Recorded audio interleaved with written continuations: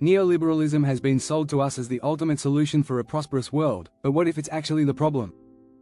It promises more freedom, wealth, and growth, but the reality is far from the dream it paints.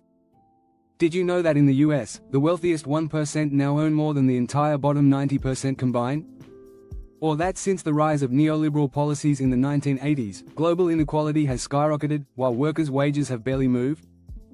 In fact, while the top 1% saw their wealth grow by $3.9 trillion in 2020 alone, millions of people lost their jobs, and healthcare costs reached record highs.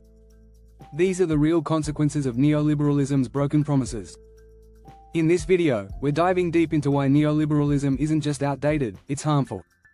We'll explore how it's broken democracy, crushed social mobility, and created a world where the rich keep getting richer.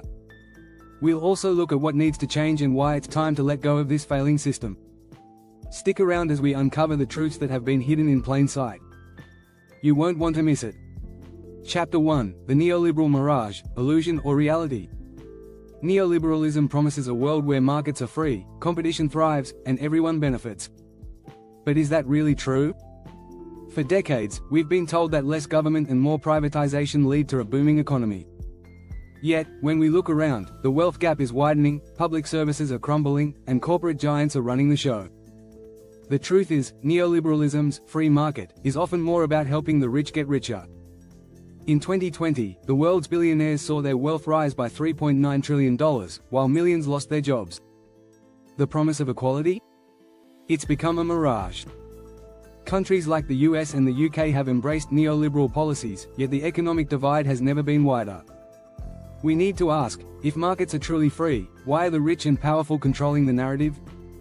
The neoliberal dream is built on an illusion, and it's time to pull back the curtain. Chapter 2: From Ronald Reagan to today, the neoliberal legacy. The roots of neoliberalism go deep. Back in the 1980s, leaders like Ronald Reagan and Margaret Thatcher embraced neoliberal principles, advocating for tax cuts for the wealthy and deregulation of industries. Reagan famously said, "Government is not the solution to our problem, government is the problem."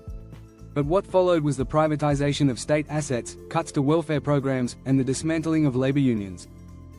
Fast forward to today, and we see the lasting impact of these policies.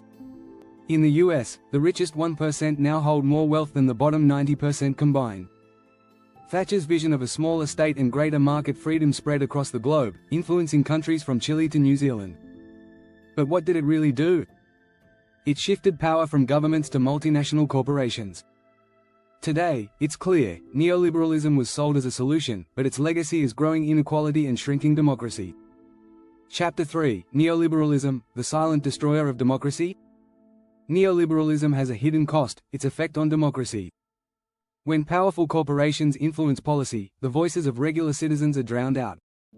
In many countries, neoliberal policies have led to the erosion of democratic institutions. In the US, the 2010 Citizens United ruling allowed corporations to pour unlimited money into elections, tipping the scales in favor of corporate interests. Research shows that the US government now responds more to the wealthy than to the general public. A study from Princeton University found that the preferences of the average American have almost no impact on government policy, while the interests of the top 1% are strongly reflected. As a result, politicians focus on pleasing donors instead of voters.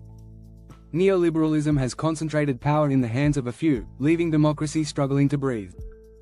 It's time to ask, can democracy survive when economic elites control so much? Don't forget to hit the subscribe button for more in-depth looks at the real effects of neoliberalism and what needs to change. You won't want to miss our next chapter. Chapter 4: The Human Cost, How Neoliberalism Fuels Inequality. Neoliberalism's greatest flaw is the inequality it breeds. Take healthcare, for example. In the US, under neoliberal policies, the healthcare system became a marketplace where profits matter more than patients. As a result, millions of Americans are uninsured or underinsured, while pharmaceutical companies rake in billions. In fact, US healthcare spending is the highest in the world, yet life expectancy is lower than in many other wealthy countries. Neoliberalism also attacks labor rights. As companies cut costs by offshoring jobs and weakening unions, workers are left with lower wages and fewer benefits. A study by the International Labour Organization found that global income inequality has increased by 11% since the 1980s, largely due to neoliberal policies. Meanwhile, CEOs' pay has skyrocketed. In 1978, the average CEO earned 30 times more than their average worker. By 2020, that number had jumped to 350 times more. The bottom line? Neoliberalism isn't working for the average person, it's working for the top 1%. Chapter 5, Why it's time to dismantle the myth, alternatives to neoliberalism. It's time to question whether neoliberalism is the only path forward. Alternatives to this system do exist, and they are gaining traction.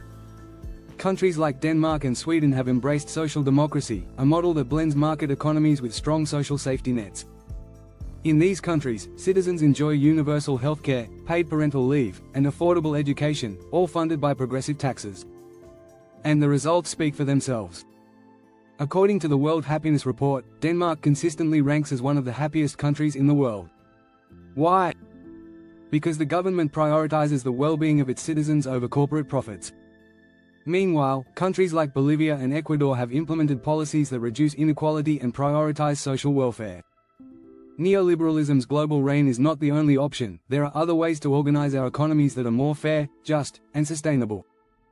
The question is, are we ready to try them? Chapter 6, Neoliberalism's Last Stand. Can we end it? Despite its flaws, neoliberalism is far from dead. But there's growing resistance. Around the world, people are waking up to its failures and demanding change. In 2019, millions of people took to the streets in France to protest President Macron's neoliberal reforms. In Latin America, left-wing leaders like Andrés Manuel López Obrador in Mexico and Luiz Inácio Lula da Silva in Brazil are challenging neoliberal orthodoxy and seeking to rebuild their economies with more focus on social justice. Meanwhile, the rise of movements like the Green New Deal in the US shows that younger generations are looking for sustainable, equitable alternatives to the current system. Neoliberalism may have dominated for decades, but its grip is loosening. Can we end it? It's up to all of us to demand a better future, one that puts people, not profit, first. Make sure to subscribe for more updates on the changing landscape of global economics and how we can shape a fairer, more equitable world together. The fight against neoliberalism is just beginning.